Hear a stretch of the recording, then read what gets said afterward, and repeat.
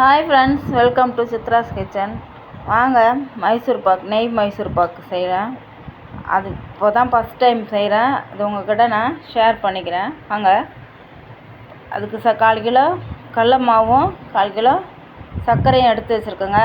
கடாய் அடுப்பில் வச்சு சர்க்கரையை அந்த சர்க்கரை மூழ்கிற அளவுக்கு தேவையான அளவு தண்ணி ஊற்றி நல்லா சர்க்கரையை நல்லா கரைச்சி விட்டு நல்லா கொதிக்க விட்டேங்க. இந்த பக்கம் நெய்யை சூடு பண்ணி வச்சு இந்த கடலை மாவையும் நல்லா கரைச்சிக்கிட்டேங்க.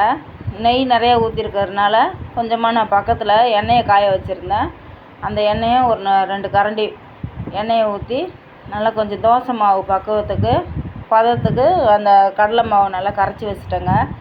அதுக்கப்புறம் இந்த கடலை மாவு கரைச்சி வச்சது அந்த சர்க்கரை பாகு கொஞ்சம் நல்லா பிசு தன்மை வந்தோடனே இந்த கரைச்சி வச்ச கடலை மாவையும் அதில் மிக்ஸ் பண்ணி கை விடாமல் கரண்டியை வச்சு கிண்டிக்கிட்டே இருக்கணுங்க. இல்லைன்னா அடி பிடிச்சிரும். இல்லைன்னா கட்டியாக ஒரு சைடு கட்டியாக ஆகிடும். கை விடாமல் இது எப்படியும் ஒரு 6 ஹவர் ஆகுங்க இது ரெடியாக இந்த மைசூர் பாக்கு ரெடி ஆகிறதுக்கு.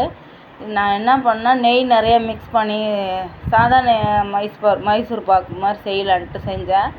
ஆனால் நெய் நிறையா மிக்ஸ் பண்ணதுனால நெய் மைசூர் பாக்கு மாதிரி ஆயிடுச்சுங்க. ஆனால் டேஸ்ட்டு அப்படி ஒரு டேஸ்ட்டுங்க. இது நான் தானே செஞ்சேன்ட்டு எனக்கே சந்தேகமாக இருந்ததுங்க. சும்மா வாயில் எடுத்து ஒரு பீஸ் போட்டாலே அப்படியே கரைஞ்சி உள்ளே ஓடுதுங்க.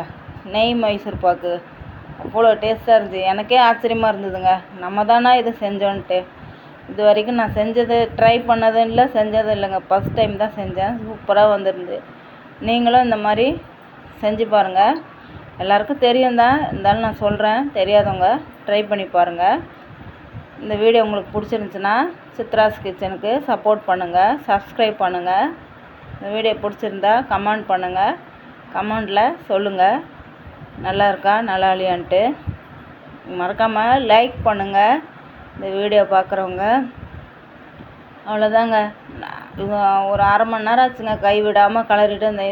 இதுக்கு ஒரு பக்கம் கையை வச்சு அந்த கரண்டி வச்சு கிண்டிக்கிட்டே இருக்கணுங்க.